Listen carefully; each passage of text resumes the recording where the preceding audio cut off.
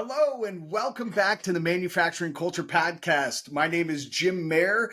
I'm your host, and today we're about to take a thrilling ride through the world of innovation, empathy, and extraordinary leadership with a guest who's been at the forefront of both the technological and humanitarian spheres.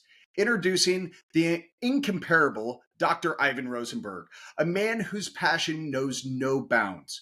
With a vibrant career spanning over 35 years as a management consultant, change agent, and a leader in the aerospace and defense community, he's made waves that reach far and wide. But hold on to your hats, folks, because what makes Ivan truly special is the Uniquely Abled Project.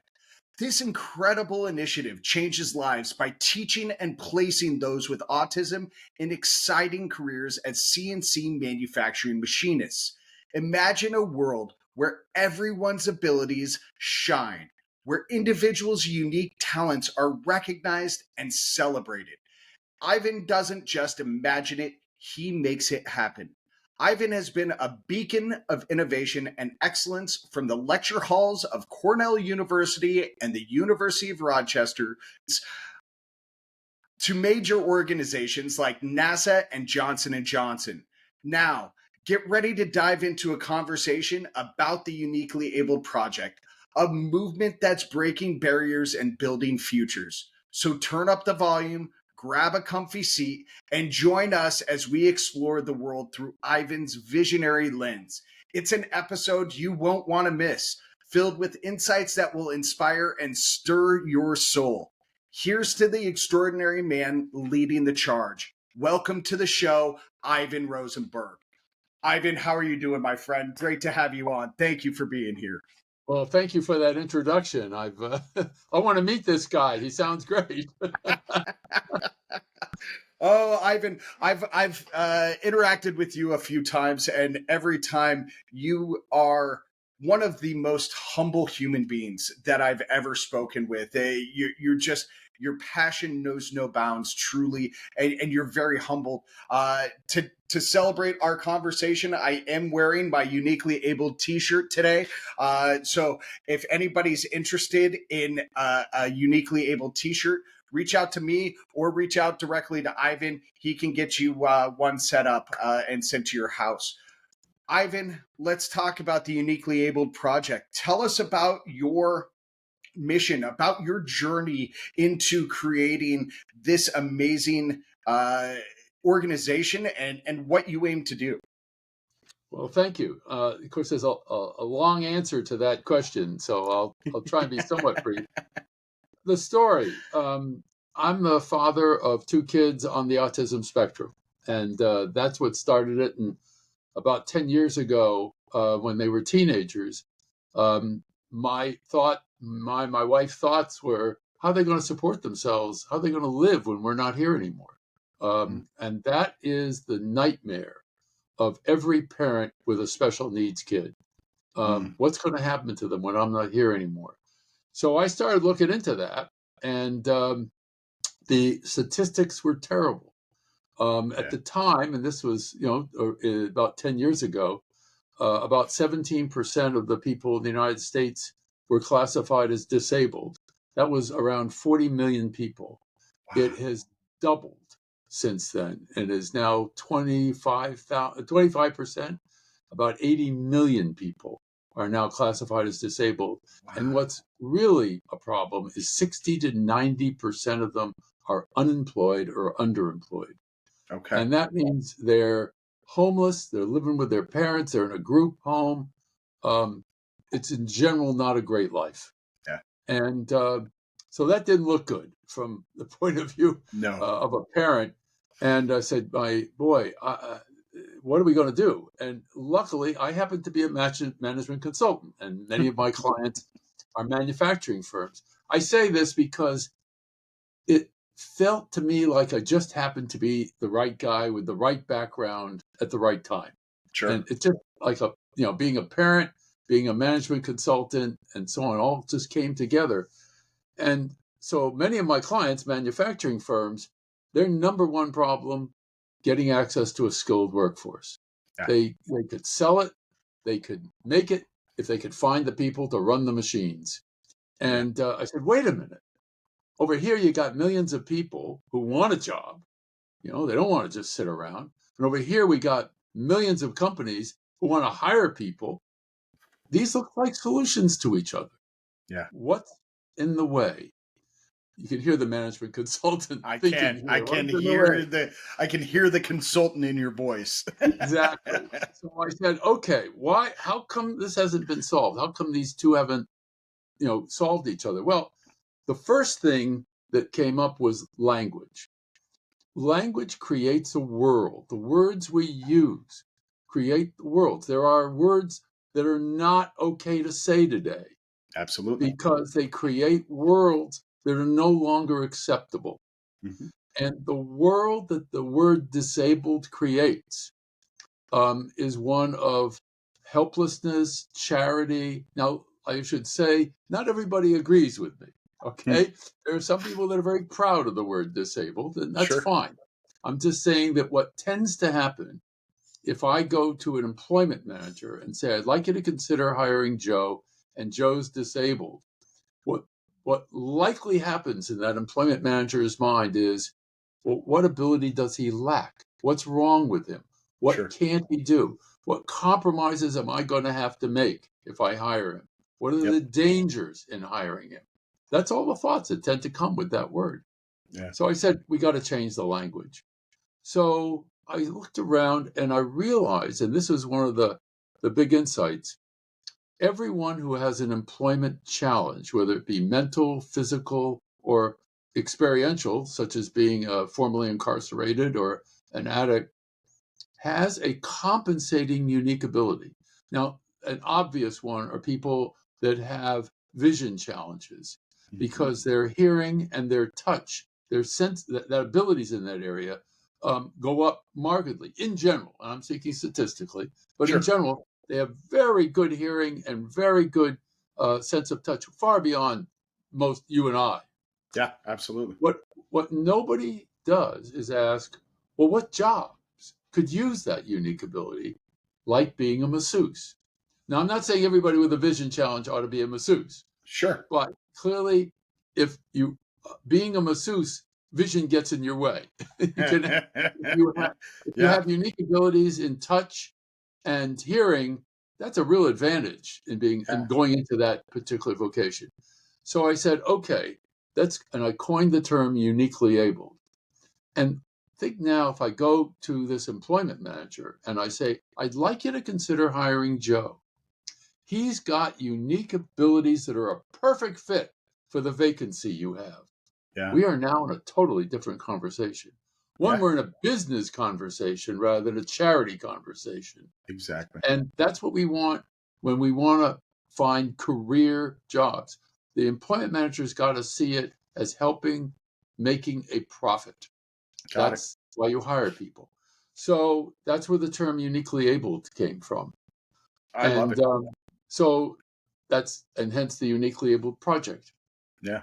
Um, the the next thing we had to look at was how are we going to implement this? Okay, so we saw these two problems and we got the language, but what do we actually do to get to solve these two problems?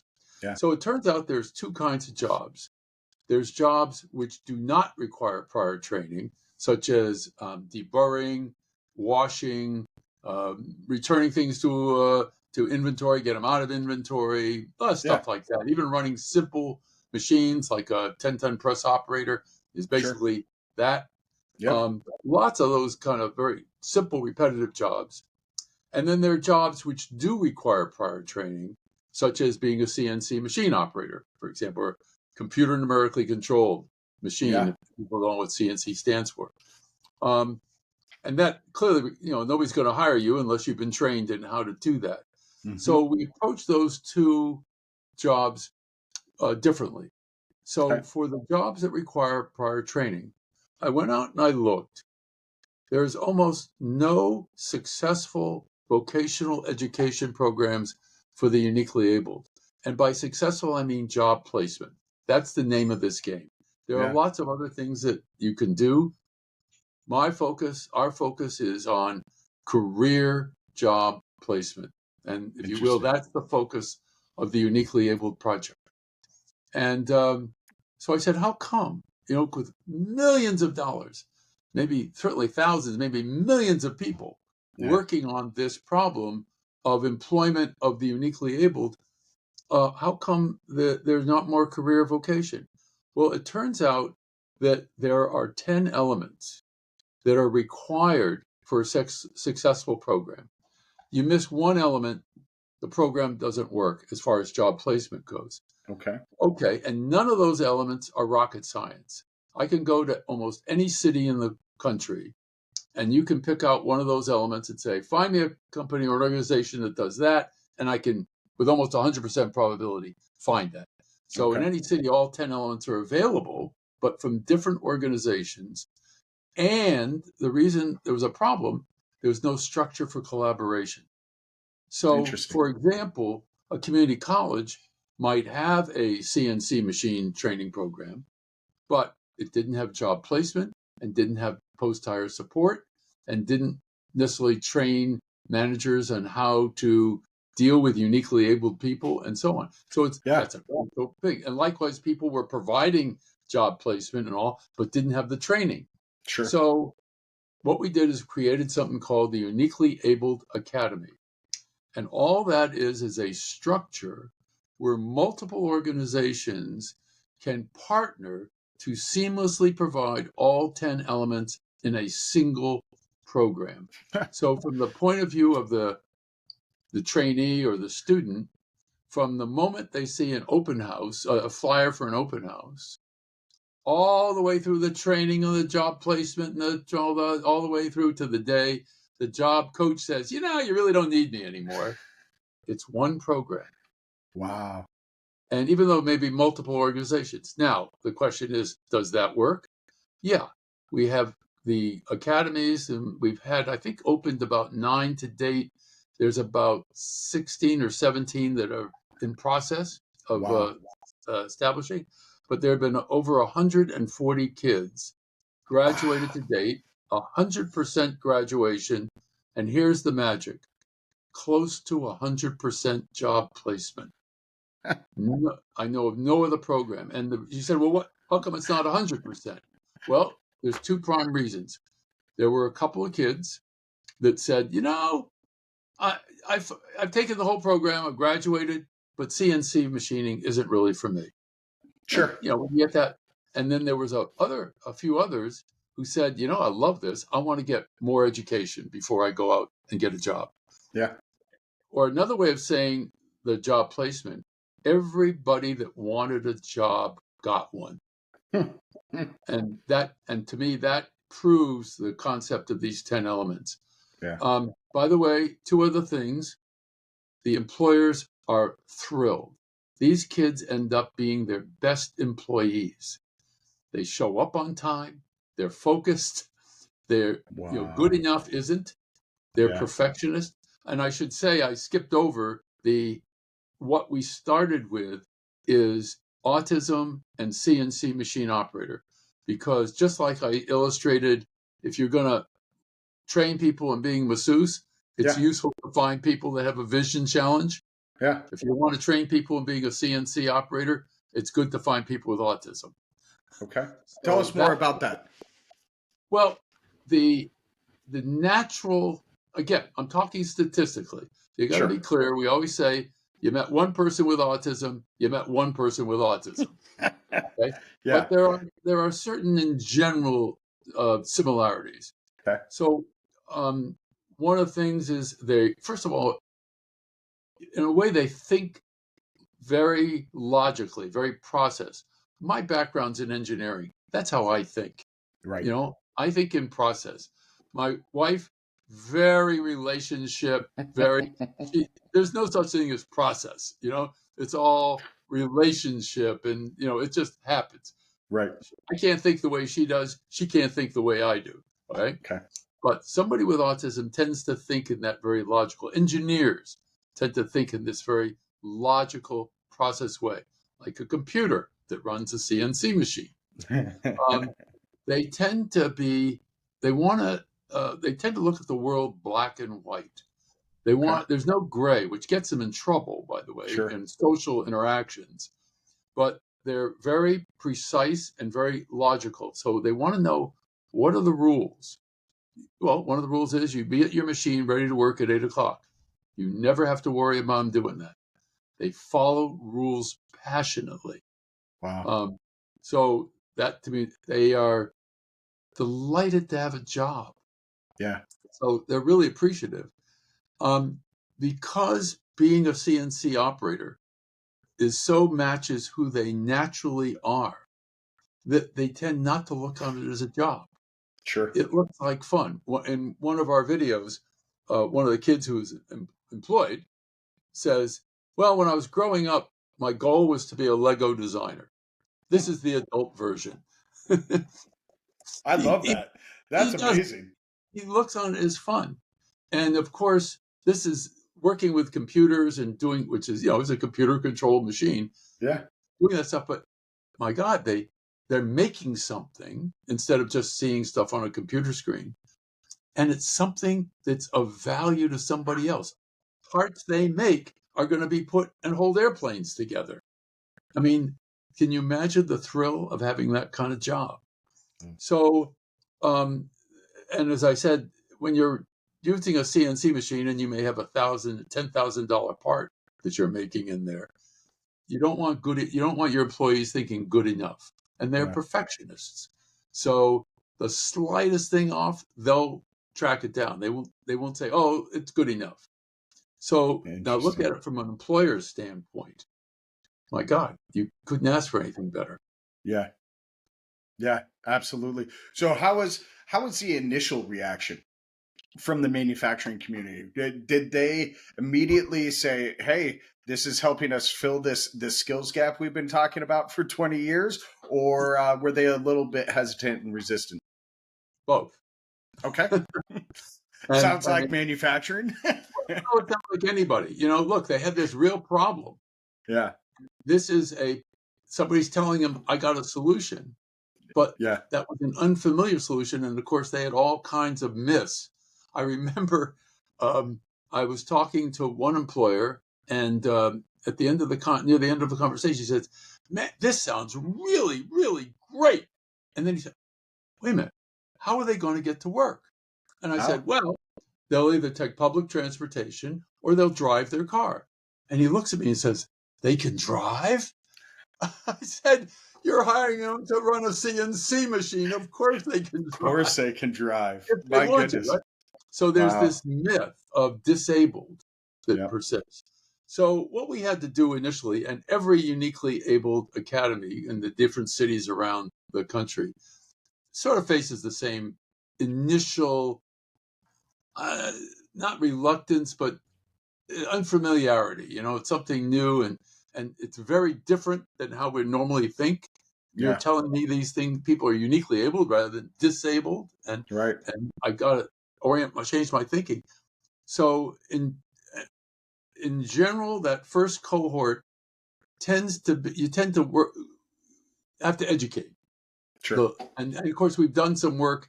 We now know it enough so that as a cohort even academy gets established, we know we got to do an education job in that city. Um, but we're dealing with a situation that's a real problem for manufacturers. Yeah, So they tend to give it a chance, right? Because yeah, they need these people.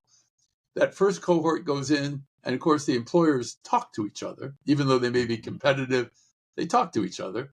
yeah. And they start telling, you wouldn't believe these people I just hired. They're really, really great. There's zero problem hiring the second, third, and fourth cohort.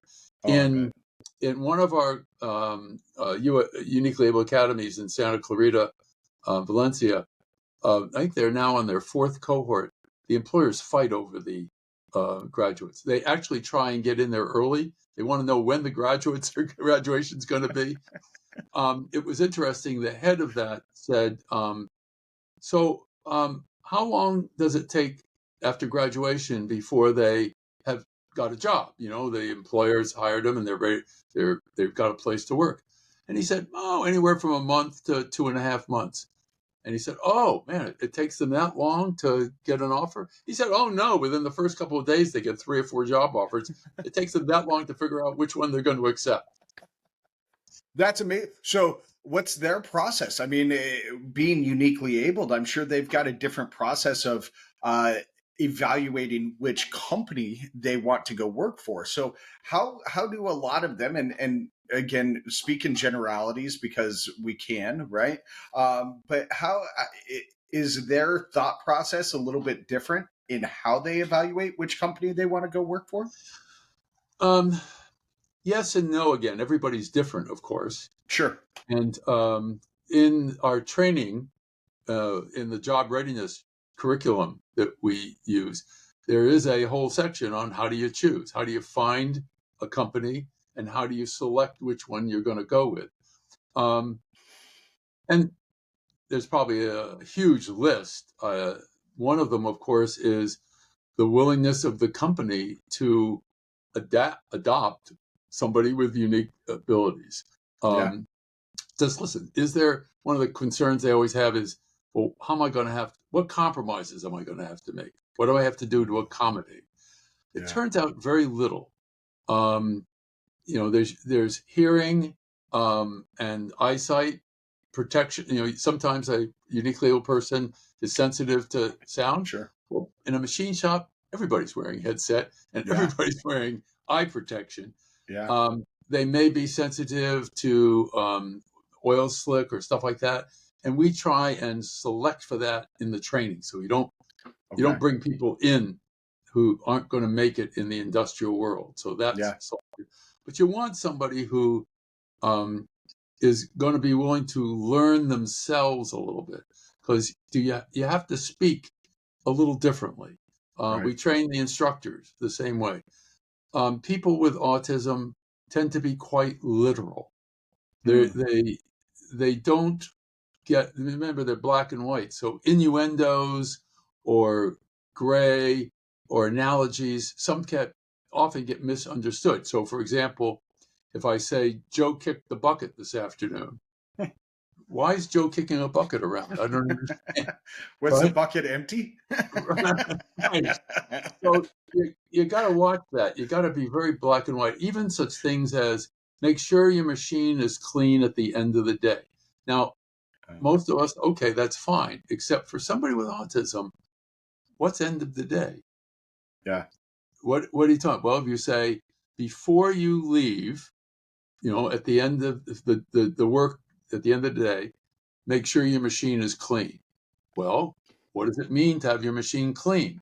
Well, it's useful to have a list and Got say it. tools in the toolbox, no oil, no metal scrapes, like Yeah. that. Okay, now I understand. Now you can use that terminology.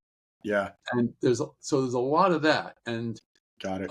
then how do you give corrections? So, Oh. for example, remember I said to them the world's black and white. Yep. So if I say that's wrong, you just told them that how they see the world is incorrect. Oh. Or, and by the way, it isn't how they see the world, how they see how the world is. See, Yeah. none of us sees the world. That is the world. Right. So you've Right. just told them the world isn't, and it's all very confusing. So Yeah. you try and avoid saying no or that's wrong, but there's ways of giving feedback saying, okay, the consequences of what you did are this. Is that good? Probably not. Oh, here's a different way of doing it that doesn't have that consequence. Oh, now I understand. Thank you. And what's interesting is the managers all say, this is good stuff. I should use this with all my employees. I was just going to ask, what lessons are there in that for managers to be able to take to all the employees within their facility? Exactly. And by the way, so to finish your question about how do you select, clearly access, Okay. where it's located. A lot of these kids are living at home because they can't Sure. afford to live anywhere else.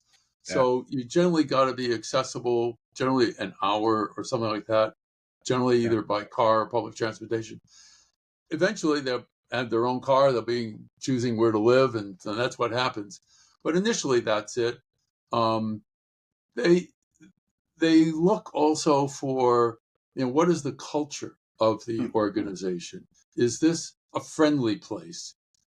Is it a place that I feel comfortable? Are they welcoming me? Are they friendly? You Yeah.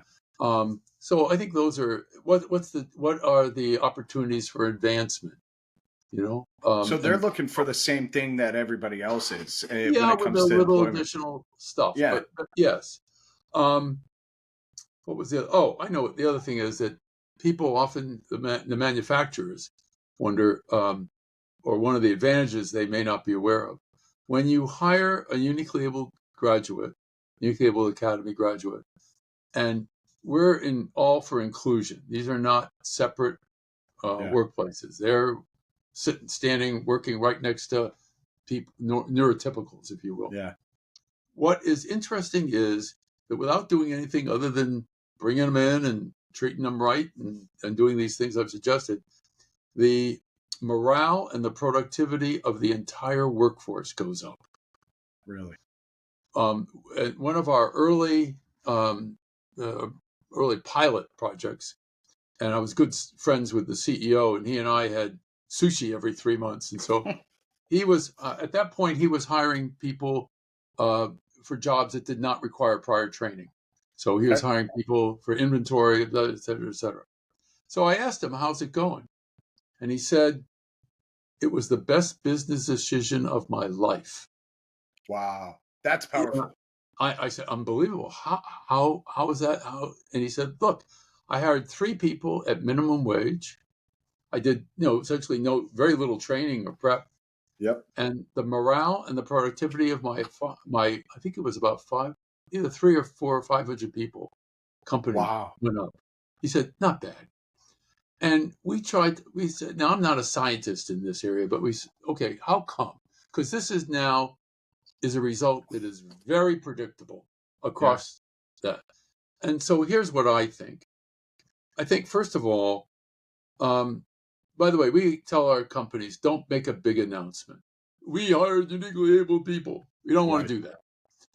Put them through the standard onboarding. You got to take into account how you speak, and transitions are very hard, but Sure. still, you don't make a big deal. But Yep. the workforce knows. You can tell. You can Absolutely. tell somebody's got autism, particularly when Right. you're working with them every day. And what's interesting is the workforce, if you had made a $3,000 contribution, the workforce was, okay, I hope it doesn't come out of my salary, and you'd get back to work. But they see somebody that every day this company has provided somebody with a job. And by the way, it's a needed job. They're not taking it away from anybody.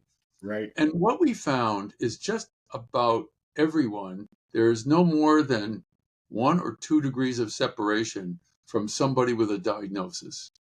It's pretty quite amazing. And Yeah. so they say, well, it's not my relative they're handling, but they're doing something good for somebody like my relative. Yep. And I hope somebody's doing it for my relative.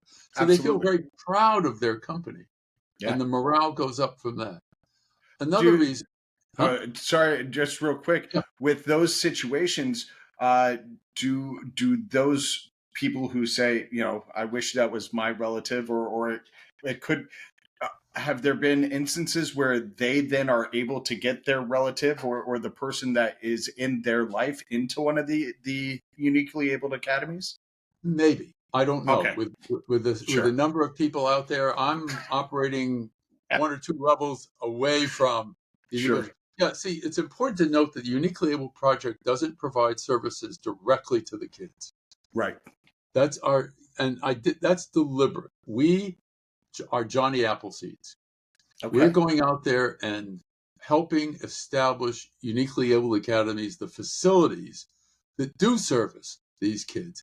And the reason is because, 80 million people, if you're going to solve an 80 million person problem, which I intend to do, then I your love that. solutions better be scalable. Yeah. And it's not scalable if your organization is providing the services, Yeah. because you got to raise a lot of money and you got to have a lot of different places. But if we are going out there to existing locales and helping them be efficient and effective providers of these services, that we can do a lot. And that's Yep. what we've done. We have a very small organization. I mean, Wow. there's only a handful of us that are actually, doing the work. I mean, there's a Wow. lot of supporters. Yeah. So let's see. So the reason the benefits. So that's one. Another thing is the reason the morale and productivity goes up is, as I mentioned, these kids are really appreciative of having a job. Yeah. You got to be aware that their life isn't like yours and mine. They have been told, most of them, from a very early age, there's something wrong with them. Oof. They're disabled, they're handicapped, they're shuttled aside into special groups, they're jeered at, they're made fun of by their peers, the other kids in the schools. Yep. They're told that they got very small chances of ever earning a living, et cetera, et cetera. They really are shell shocked by the time they get to us. Okay. So they're very thankful and very appreciative of having this job. It's actually a job they love and is so natural. So Yeah. they come to work with a big smile on their face. And it's really, really hard to complain when the guy next to you has autism and he's having a great time. you know? So That's a great point. That might be that's the quote of the episode, Ivan. It's that I just need to remember to isolate that one. right. That was a good one. And there's probably a third thing we thought of. And that is, as I mentioned, these people are black and white in Mhm. general, and they tend to want they tend to want the world organized. They hate mess. Sure.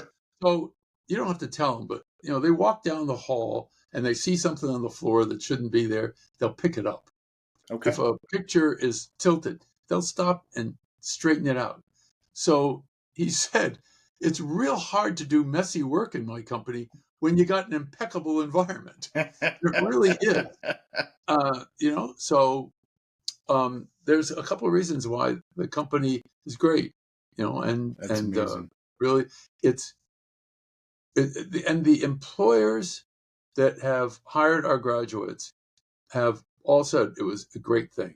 Their Yeah. morale and productivity went up. They hired great employees that wanted to learn, that are great at what they're doing. Yeah. So instead of uh, hire the handicap, be a good community citizen, and all that kind of charity conversation, Right. um, it's a business in which they see this as being a real benefit to the company. I love it. I Yeah, we don't absolutely tell love it. people don't hire our graduates out of some community obligation because Sure. that lasts, a finite time. Hire them because you're going to make money from them, Yeah. like any employee. Yeah. Absolutely. Ivan, so walk us through the process of getting an academy set up. Recently, I've been thrilled, and by the time this airs, we'll already have the gala for Skill Up here in Arizona. We're able to make the announcement that we do have an intent from Gateway Community College here in Arizona to start a uniquely abled academy. So fortunate to have people who have the resources to make that happen here, make an impact here in Arizona. But go through some of the process and what it takes to get this academy set up for those people out there who are interested in maybe setting something up on their own. Great. You don't have to be anything special to get one to be the seed. Okay. You don't have to have a lot of money. You don't have to be the CEO of a company. You don't have to be the president of a community college. You don't have to be any of those things, although all those people have helped. The UAAs in Milwaukee and in Bridgewater, Massachusetts, the seed were parents. Wow. They called me. I remember this mother in Plymouth, Massachusetts, called a number of years ago and said, my son's 22 years old. I think your uniquely able academy would be perfect for him. we're not moving to California. What should I do? And I said, okay, here's what there is to do. And what you have to do is find out, is there a demand for CNC operators? Yeah. And you can do that by checking Indeed or any of those boards. You got to find, is there CNC machine training taking place in your area? Is Yeah. there a community college? Easy to do. Google this.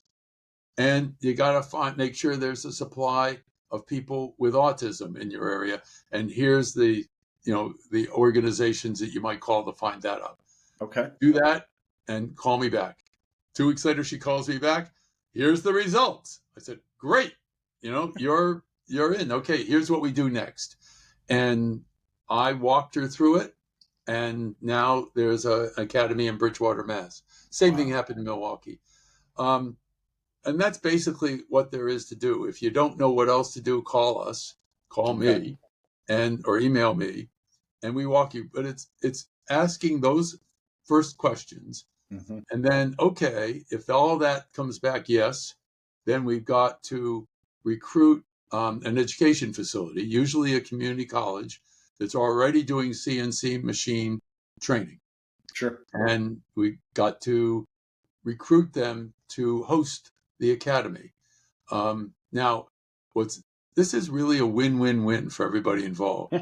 Community colleges and universities have, and for example, California, have experienced a 30% drop in applications. Wow. And as a result of the pandemic, people said, first of all, I'm not sure, I'm not sure the job I was heading for is the one I want. And I'm not sure I need to pay for an advanced education to make a lot of money or to do what I want to do. Yeah. And so a lot of people are skipping higher education. So the community colleges in particular are, hey, we need students. Here's a brand new universe of potential students. Another advantage for a community college, they're funded by the state governments. Right. And that's why the tuitions are usually lower than Much. Yeah. You look at a private university or even a state university. Yeah. But so the people funding them have said, look, we want a return on our money, and that's employment. We're not interested in English lit courses anymore. We want your programs to end up with a person having a job. Now, part of it, of course, is, I would say, to step back, there's two jobs to a community college. One is what I just said, to prepare people to go into work, and the other is to transfer to a university. So I didn't want to forget that part. Yeah. But, so the funding wants them to be successful on both those areas, and now they put in a lot of new requirements to do that.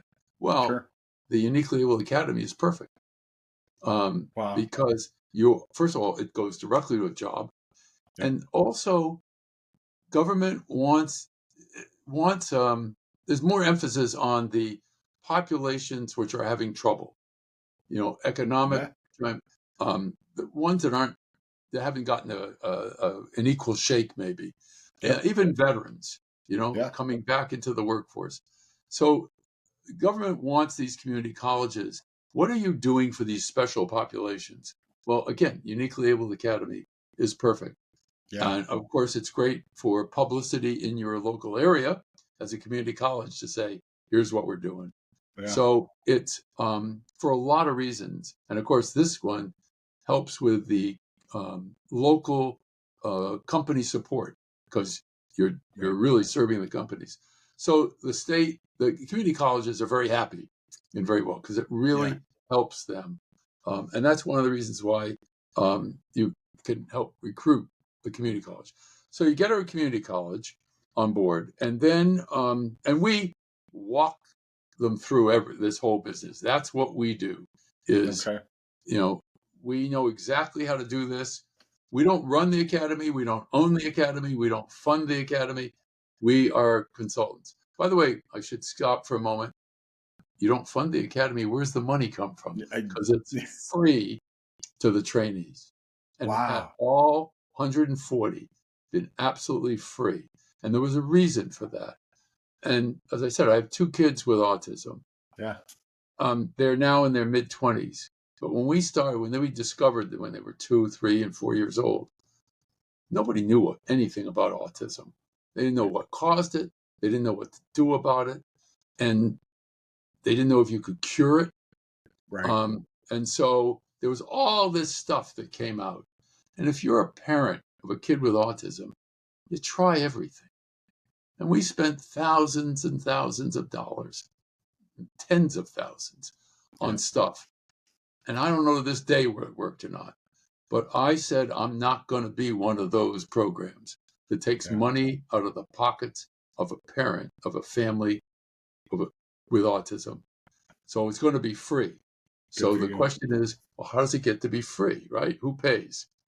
Well, who pays is in general the vocation education department of the state. And they Okay. do it with a smile. Why? Well, because their job is what?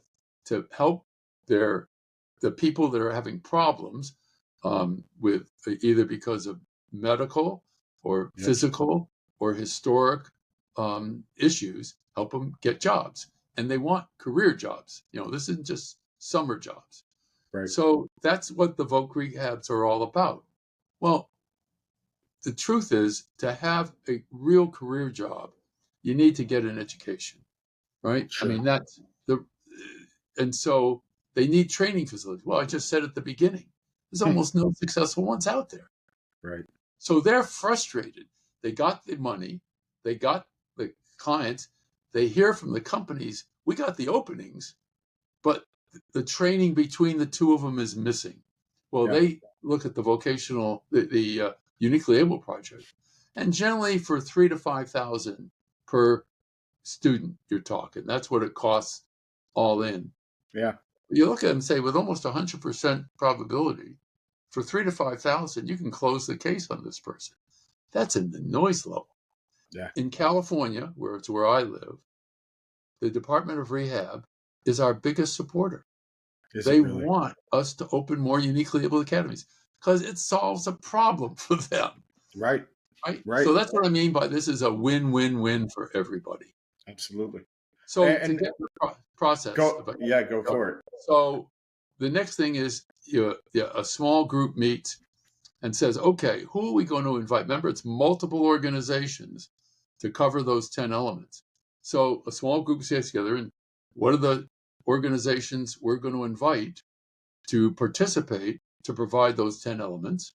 Hmm. They invite them. You have a project team meeting of those elements. You get people involved. Okay, who's going to be on each of the teams? Takes them, and then that project team meets about 2 hours every month, and it takes about 6 months from the first meeting to the opening of the first class. The Okay. last 2 months of which are usually consumed in marketing, and Hmm. and bringing people into the program. The programs are usually a seminar in length. I'm not seminar, a semester in length. Okay. They're full time, Wow. usually 4 to 5 days a week, Okay. and they're 8-hour days because we want the kids to get used to an industrial day. Now, Yeah. they may be working off shift in a late night shift or a second or third shift, but we want them getting used to that, showing up Yeah. on time, an hour for lunch, and so on. It uses exactly the same courses that the community college already has, so we don't try and change the courses, except being done one course a semester. Typically, Wow. there are 4 courses all in one semester. So remember, you're Wow. doing full day. Yeah. And so they're generally taking 4 courses, no compromise on content, by the way. It's the same content that you normally teach. And generally, there'll be those 4 courses plus a job readiness program. And Wow. so that's what the education looks like.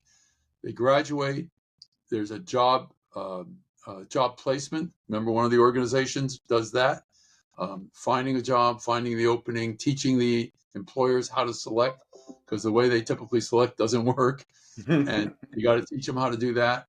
And then there's the coaching of the company in the transition, because that's the transition is the hard one. There's usually a job coach involved. That may be typically it's maybe an hour a week for up to 6 months, and that's Wow. about it. Okay. And that's the whole program. Wow. That's amazing. And Ivan, I can see another benefit to community colleges, and we saw this here, right? When we talked with Dave Zamora at Gateway, his classroom's empty all day long. Yeah. And so they've got this beautiful manufacturing lab that sits empty for hours during the day because they're only working at night. They're only doing instruction in manufacturing technology at night at Gateway Community College. So I could see that being a huge benefit for the university because now those assets, those machines that they've bought, they're running more frequently. And there's a reason, again, I'm not a researcher, I suspect, if you go to the high schools, the students aren't talking about, boy, I really want to go into manufacturing. No, no. They're talking about going to work for Google Yeah, or, some of that. That's the hot stuff. They yeah, still think of manufacturing as being something like a dark dungeon yep, somewhere, right? Where absolutely. people are with whips or something and dirty and all that. That's how they picture manufacturing. And they're stunned when they go into a real manufacturer, particularly something like a CNC or machining shop. It's Absolutely. clean, it's perfection, and Oh yeah, it's a computer. So, but uh, that's a part of the problem is that the high schoolers don't think of manufacturing as being a big goal. yeah. And their parents aren't No, encouraging them to go into manufacturing because they think of it as a deep, dark yeah. dungeon. Well, because So, their parents came home dirty and greasy, and that exactly. they remember the days when dad would come home from the factory and he's missing his ring finger because his wedding ring got caught on a lathe or a press or whatever, and it sheared the finger off, right? So Right. those parents remember those days, and so they have steered for years now out of the trades, and now we're in the position we're in with the skills Exactly. gap. Yeah, So that's part of it. And so what the community colleges do is, okay, who can we attract? Well, it's the people that want to upskill, maybe already in manufacturing and yeah, want to learn how to be a CNC. But when are they available? Only in the evening. in the evening, So absolutely. that's not uncommon to have Okay, the machines doing nothing. And so we come along and say, hey, great, we got a use for your machines all we'll day. fill your lab during the day. They really do. Yeah. That's great. Ivan, in Arizona, where new legislation has passed, and I know there are programs like this across the country. I'm not sure about California, where there are dual enrollment programs Yes. where high school kids can get college credits by attending community college during the day in conjunction with their high school credits. Is there any sort of a pathway that uniquely abled individuals are able to do a dual enrollment, so then they are graduating high school right about the same time that they're finishing the academy as well? It depends on the particular academy. Remember, we Okay. don't run them. Right, right, right. That has happened already, and there Has are. it? I'm trying to think. I think it was in Ohio. I'm not sure, but there was an exact case of that where a individual was graduating after the Uniquely Able Academy started. I think there was about a month or two overlap, Okay. and asked for permission to dual enrollment, and the high school granted it, and the college was happy with that. And Wow. in fact, the high school thought that was great, and they made a big deal about it. It Absolutely. was, I That's think a they big actually deal. considered it a scholarship to, that he was getting advanced placement. That's great. So yes, the only requirement is that they have to be 18 by the time they graduate, because Right. that's the law if you're going to get a job. Sure. But other than Yep. that, it's available to anybody. Wow, that's amazing. That's amazing. Ivan, um, last question for you. What haven't I asked you that you want to share with the listeners today? I mean, you've covered amazing things. You've walked us through the process. You've shared some great stories. My favorite is the mom out in Plymouth and how she approached you and her comment. I'm not moving to California. That's still one of my favorite anecdotes of yours. But what haven't I asked you today that you want to share with the listeners? We're growing and we're expanding. So right now, it's autism and CNC machining. That's Yeah. just where we're starting. We want to promote, I use it maybe a revolution, but I think there's probably a better word. You probably have one. But we want to shift in the country regarding people that have employment challenges, whether it be physical or Sure. mental or historic, and Yeah. see the value to these people rather than what's wrong with them, which is how we come at it. That Absolutely. could be a revolution, which is why I encourage people to use the term uniquely able.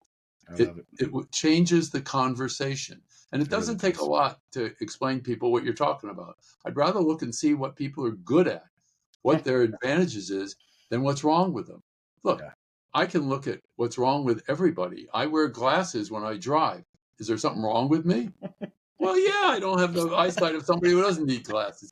But I mean, that's not all who I am, you know? I mean, so I think that's the big revolution that we want to promote. So we want to move into um, other diagnoses, other employment challenges, and other vocations, and we'd like other people to pick up the flag, and Yeah. we'll right. So we are already this fall. We're starting a uniquely able academy for those with autism to program manufacturing robots. That's these one-arm monsters. So Yeah. we're starting and expanding in that area. And do you have After a partner for that? I believe you told me, and I want to give them a shout out here on the podcast. Yeah, Who's your there's partner in three that? organizations involved, in addition to the state of California, which gave us a grant.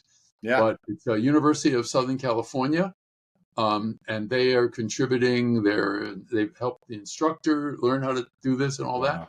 They moved their one-armed robot, a universal robotics You machine. are. Yeah. Yep, Great. from south of LA up to north of LA to be used. And of course, College of the Canyons, which is providing the instruction. So that's that one. We're looking at a couple of vocations after that: website management Oh wow. and cybersecurity being two that we're Uh, looking at. Um, and then we're also looking into apprenticeships. How can we merge what we take a standard courses in a community college and then add the special sauce of uniquely abled academy, uniquely abled to accommodate those students. Well, we want yeah. to do the same thing for apprenticeships. So Wow. we're looking at that. And then the other thing is that in manufacturing, there's huge demand for people to do these jobs that do not require prior training, the Yeah. generally highly repetitive jobs. Yeah. And so the only thing missing there is um, having people know the manufacturing environment, showing Okay. up on the how do Yeah. you talk and all that stuff. So we are putting together probably be a 3 to 4 week program in conjunction with Tooling U. They have a certified manufacturing associate, I think is the Yeah. name of that training. Yeah. So we're taking that training and modifying it or adding to it to incorporate the uniquely abled aspect. I And, love that. and that will be open to people of a wide variety of diagnoses. Our pilot project that we did 10 years ago had a student with Down syndrome. So Really? we're Okay. moving, Great. not for CNC, for something else. Yeah. Yeah. Yeah. So we're moving to that kind of job, those kind of jobs. And who knows after that? Wow. Congratulations, Ivan. I'm a huge fan of your mission of your journey. Again, if you want a T-shirt, let us know, either Ivan or myself. The link to Uniquely Abled Project will be in the show notes.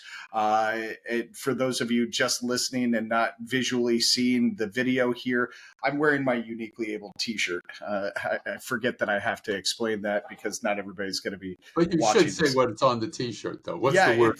it says, "We celebrate minds of all kinds, the Uniquely Abled Project." And it is, I will tell you folks, it is the most comfortable material t-shirt that I have ever put on.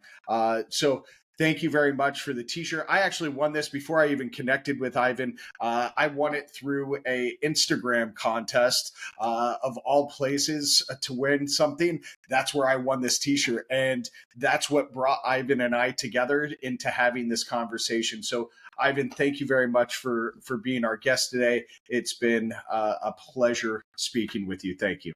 Jim, thank you very much for giving us this opportunity and for your great support. Thank you. You're very welcome. Well, folks, it's been an extraordinary journey that we've been on today. We've dove into the world of the Uniquely Abled Project with I forgot to mention that earlier, Dr. Ivan Rosenberg, from exploring the challenges that may exist integrating those with autism into the world of precision manufacturing, to uncovering the actual social impact and vision for the future. We've shared an inspiring story and a testament to the human potential. If today's conversation has moved you and you want to discover more stories celebrating innovation and creativity in the manufacturing industry, head over to the manufacturingculturepodcast.com, dive into our previous episodes, and don't forget to share with your friends who share your passion for manufacturing. And remember, folks, your ratings and reviews help us reach more listeners, because every time you review the show on whatever platform you're listening to, that drives us up the charts. So more people discover us when they search terms like manufacturing. So please rate and review the show, help us reach more listeners, and continue to bring these compelling stories to life. Make sure that you are always looking for the best in people, because human is what makes our industry great. Thank you very much for joining us. And remember, have a great day and keep making things. Thanks, Ivan.